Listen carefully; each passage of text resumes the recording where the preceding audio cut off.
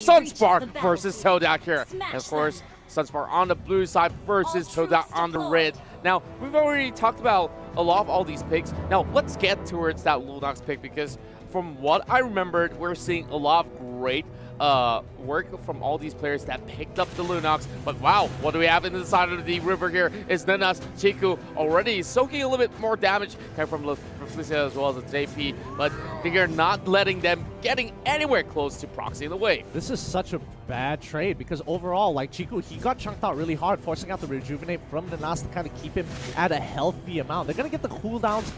They're gonna get the cooldown, which of course is always great. But again, like if you want to go for something aggressive, you need your mid lane. And TODAK, they understand like, yeah, we've got a strong early game. Let's use our mid rotation to kind of steal away your buffs. Yeah, I can see great aggressive plays coming from TODAK, and Flicker has been taken off the side of Felicia, and immediately look at it, how efficient they just went in for the raids, and TODAK now will be able to secure that river crab. While on the top side, they're about to do the same coming from SUNSPARKS of the Philippines. Yeah, I personally think that they should contest topside for sure, but again, I think they want to focus all their energy towards the bottom side. Oh no, Leon's in trouble here. X-Ray instantly goes down. He disrespects trying to use the momentum to try and gain some sort of advantage. He gets punished instead. Rezio gets a good chunk of the power of nature here. Guardian's Banner is popped, but let's look at that replay one more time, because as we can see here, he definitely disrespected, walks up too far, and then he already had at least half of that gauge, passive gauge from X-Ray. The moment the true damage starts kicking in, he was basically goner. Yeah,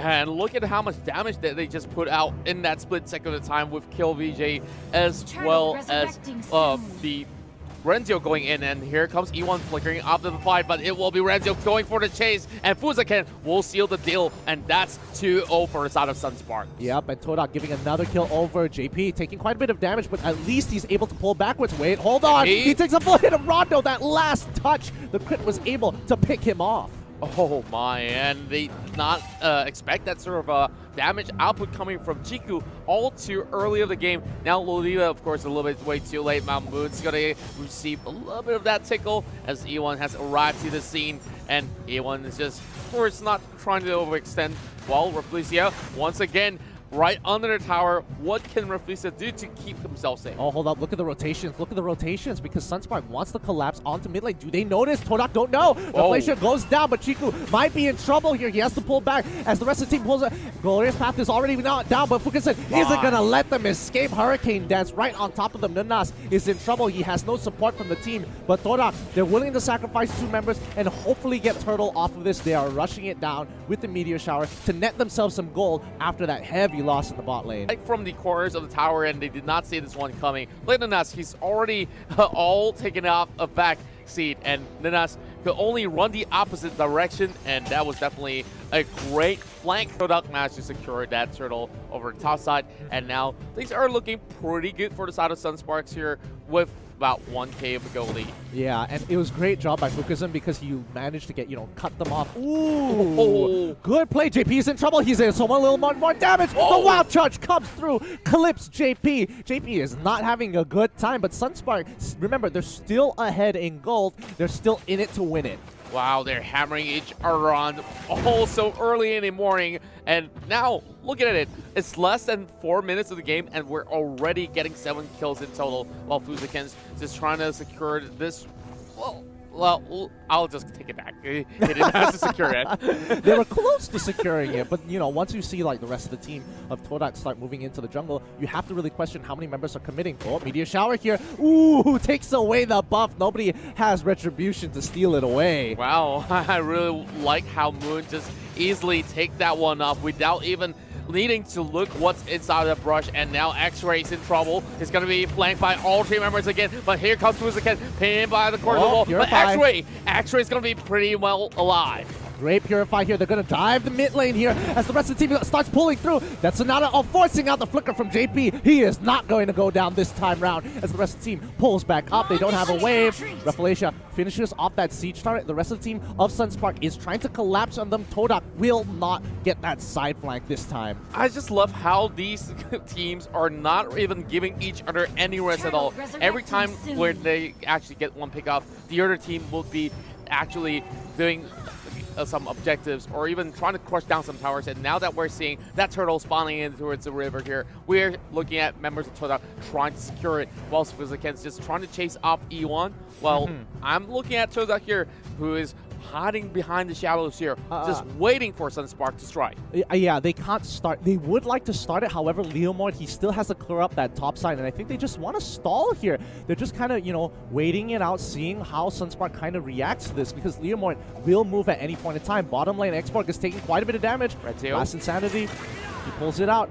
Rezio, he's going to be A-okay, but this is not going to be good for the top side as X-Ray is in a lot of trouble. Even with the Phantom Seed, it's just too much true damage coming in from the carry. So much of that DPS output coming from the Frisia, and now with TODAK here, having some easy takedown on that turtle with the help of Moon, of course, on that meter tower. Now Renzo's all alone, Flicker being popped as well, and somehow he still managed to escape, but not for long. Chica's going to push them all over, and speaking of pushing them off, it's going to be Fuziken securing that kill, and now E1's running for his life, and with that, SUNSPARKS comes out with a total of 7 kills for now. Such a good play coming in from Fuziken here. He uses the 1000. Let's look at the replay here as Rezio, he goes down, but look at that rejuvenation. It pops down, and Fuziken is just like, no, I am not letting you abuse that. I'm going to push you out of this. Can't really explain how they actually reacted so quickly, but look at how TODAK is still pretty much equivalent in terms of gold. It's only 400 that sets them apart, and there's already Athena shields as well as axe for both the Xborg as well as Lolita. On the other side, of course, there's the endless battle as well for the Granger, which I'm looking at the Granger now with that 3 kills, the only member that's really ramping up from the side of TODAK. Yeah, but so far the gold is even. Like, both sides are, you know, they're being very efficient with their moves. They're trading pretty evenly. Even though SUNSPARKS does have a 3-kill lead, it doesn't mean that TODAK hasn't been making moves across the map. The turtles that have added up, they have accumulated. Wow. Oh no, he's gonna be locked in here. Fuziken waiting the full duration. He's not getting out. The Numenon Blast does come down. They get the first kill onto the Hylos, but the rest of the team is pulled out. Revelation, he blocks out the entire Meteor Shower, protecting his team. They're going to be locking E1 down. He flickers right on out of there. He doesn't want to get back in there. Fuziken is in a little bit of trouble, takes a little bit of damage from the Crescendo, but it's not going to be enough. I'm loving how Fuziken is setting the tempo for every single match. E1! Oh, he goes down for the mega kill, and he will fall into the hands of Kill right here. Kill VJ 404. That's no error, by the way, as we see this turtle definitely going to be snatched here by SUNSPARKS. Yeah, great play coming in from SUNSPARKS, but E1, what you doing there, buddy? Like, you're already low. You gotta respect not Revelation, but you gotta respect KLVJ, because he is just absolutely killing it, and he is one of the leading mages on their side. So he's got a lot of gold on him. He needs to get that Athena shield sooner rather than later. Well, now, speaking of Athena shield, of course, some of these members already have it, but look at Ninas here. They're getting clipped off once again as Fuziken pins him on the wall with a hurricane dance. He wants coming into the rescue as well, but look at the rest of the members of TODAK. They're marching right into the jungle, and Ninas, the first one to fall alongside with the Granger as well. 2 down from the Malaysian side as we see KLVJ chasing over an X-Ray, and they will not let this one slide. JP goes in for the triple kill, and he's hunting for more. Can he go in for a Maniac? Of course, it's a little bit way too late to secure that, but SUNSPARKS now getting a huge leap after the team fight. Yeah, let's look at the replay one more time, because as you can see, Moon was trying to get some damage and actually eliminate Rezio here in the back line, and a lot of that damage was wasted. For some reason, he took so little damage. He was able to kind of kite it out just enough to mitigate the amount from that Meteor Shower, which is really, really impressive. Well, I gotta say, we're starting off the day here with a huge triple kill on JP. Well, make no mistakes at all. We're seeing SUNSPARKS here, of course, one of the hot favorites from the Philippines, and now Felicia's setting one up against X-Ray all by himself as well. Phantom Seed has already been called, but there's no use calling out Barbell when you have 3 men flanking from the back. And what I love about SUNSPARKS is they are so efficient on those turret dive. Yeah, they really, really are. They hold their abilities until they absolutely have to, and I think that was kind of on X-Ray for turning back into the fight when he could have run the opposite direction, but I think he knew he just had to buy a lot of time. Yep, and definitely bought just enough time for themselves. And we're getting in us here. They're going to go in for the catch, and the Panda will be taken down. Finally, Fuziken actually goes down, and Lord is going to be potentially in the hands of TODAK. They might need to take the 50-50, and it looks pretty good because 2 members from the side of SUNSPARK is down. It's a 3v5. Well, speaking of this TV5 here, that's going to be a huge wall charge over onto Kill VJ. But he's going to go right in towards the Order of Brilliance. Flicker over the wall. And Rezio with the last insanity right in between. The Villamavasa as well. Oh my goodness. They're turning it around. And Reflesia will be the next one to drop. And now that Chang'e is going to go on a killing spree. And Kill VJ's got to bow out on this one. And TODAK now has absolute control on the Lord. I mean, how is Kill still alive after looking at this replay? Like, E1 was right on top of him. Kill at the very last second was able to get that harmony as well as the brilliance, and he manages to survive, flickering over the wall when everything was looking so bleak. The Numenon Blast was a great effort, but again, look at that rejuvenation, perfectly put on top of the rest of the team members. He just Hylos just powers through all that damage. Yeah, and I really got to give credit to all these members. It was so magnificent. All the frontliners were doing their duty, and none of these members of SUNSPARKS have managed to reach the backline in that sort of sense as they were pushed back into the jungle. And, well, for Kill VJ, he seems like he's pretty much untouchable for the time being. Pretty much, and I think they need a little bit more time to kind of scale. Golden Staff already being purchased by JP. They kind of need to contest Lord at this point in time. I mean, TODAK just won a really good fight, but a lot of their members are getting chunked out and are recalling as well. Ninas. Wow, of course, for Ninas, he's definitely gonna be getting himself ready to get himself in towards the Lord Pit, which right now the Hylos is marching right into it. But look at Renzo here. He's already got that immortality. Same goes to Fuziken, so they could dive in whenever they are ready. So SUNSPARKS here, they are calling the shots. They're trying to bait them with this Lord call, but the members of TODAK, they're reacting and responding with a little bit split by themselves. Look at the bot lane. Yep, and Rezio, he doesn't have his full armor yet. This allows X-Ray to actually get some damage onto that turret. He might be, he shouldn't be able to take this. And yes, he pulls back away. TODAK played that really well, using E1 as the living ward, getting the information and playing around it. Now, E1, of course, being the frontliner, like you said, and he's just going to buy enough time. And I just love how TODAK just negate that pressure by just splitting up on towards 2 of these lanes. And, of course, Meteor Child being utilized here will just be shredding some little bit of the help coming from Fuziken. But both sides, they really know that if they were to commit, they want it to become a full swing of a win for either side. Exactly, and I think TODAK, they just have to keep playing this game. They just have to keep sitting on. Rezio getting chunked out. He doesn't get the last insanity, but the Firaga armor breaks. Chiku is like, nah, don't want to push any further. Don't want to force anything out just yet. We're waiting for SUNSPARK to make a mistake. And TODAK is waiting with a shiv in hand, waiting for the killing blow. They get the initial kill. They punished him. Rezio is going to be going down. The immortality is popped, but he flickers on out of there. He survives. How on earth did he survive that? He flickers off in time as well, and he was just by the edge. It almost clipped him, but TODAK, they were doubling down on the bottom side. They still get the tower instead. Yeah, I mean, TODAK is playing this macroly so well. SUNSPARK is in a position where they can't force anything unless they have position, and TODAK, they understand that. They see as long as Fuziken doesn't get a good Hurricane dance and Rezio is chunked out, they can play the map, and they're doing a really good job at playing the map. I certainly must say that they are so great in that macro play, and I can't help but to agree with every word you say. Now, Fuziken already at the forefront, trying to deal with E1, but you know, tanks versus tanks, not really the ideal situation. Reflesia also waiting on the back as well. Lolita could possibly channel a great Numenon Blast if TODAK ever comes right in towards the lower pit once again. Now, look at JP though.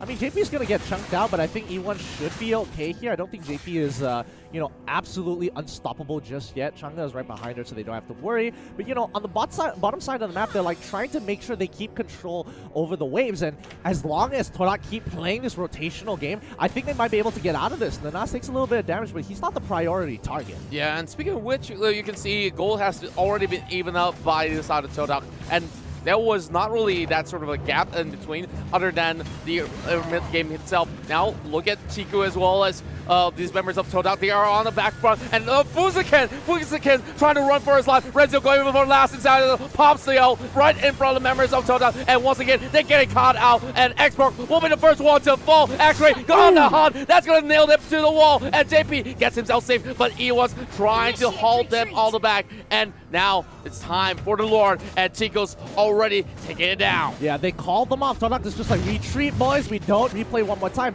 And honestly, I have to commend Fuziken there. That was almost an insanely good play if he was able to get that Hurricane Dance just a little bit earlier, but they just did not let him. The Purifies were there, and they were ready, and this is when the mistake happens because SUNSPARK is fighting in the playground, in the battlefield of TODAK, where they are stuck in one line. The moment they are in one line, not a lot of, broad corners to kind of dodge away from the ultimate from Moon.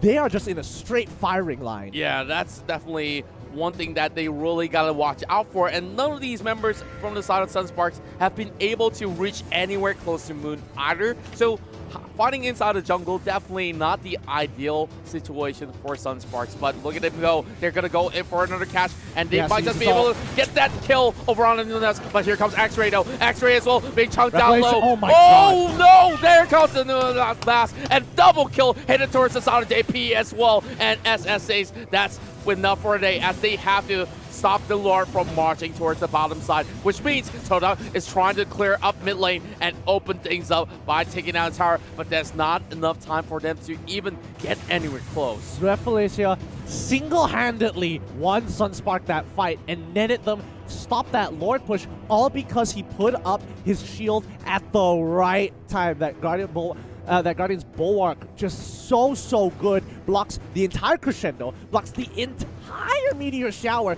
No damage from the backline. He just took it like a champ. Oh, yes, indeed. And look at TODAK here, of course. Now they're having that goal swinging in their favor, of course. By this moment here, 7 minutes of play, they should be able to complete those items. And look at X-Ray.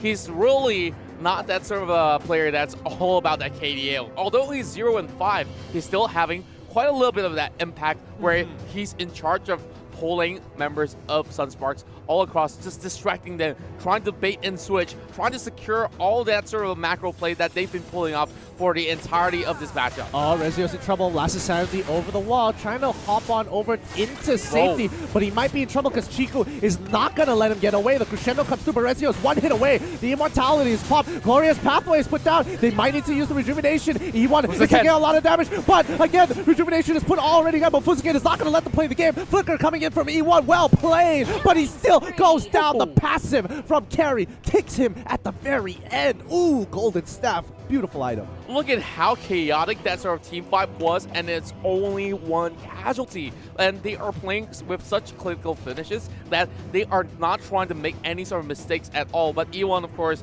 was soaking most of that chunk of the damage, and we all know E1 as one of the best tanks hailing from Malaysia. And now he's already 0-3-5, but every single time he goes in, he wants to make sure that he gets one sort of takedown. But now we're seeing SUNSPARKS here trying to open up the mid lane, and Lurfisa at the frontline defense. There's still that immortality, so there's no reason for TODAK to actually expend their utilities on that low leader. Exactly, and I think this is already just a great matchup. I think SUNSPARK honestly should have been the favorites coming in, especially against TODAK here, because again, we haven't seen TODAK go out of their, their comfort zone into the international scene, and I think they're doing a great job against SUNSPARK, who honestly have been playing a really tough game and a really tough composition that requires a lot of mechanical skills. So a lot of commendation going over to SUNSPARK, especially Fuziken.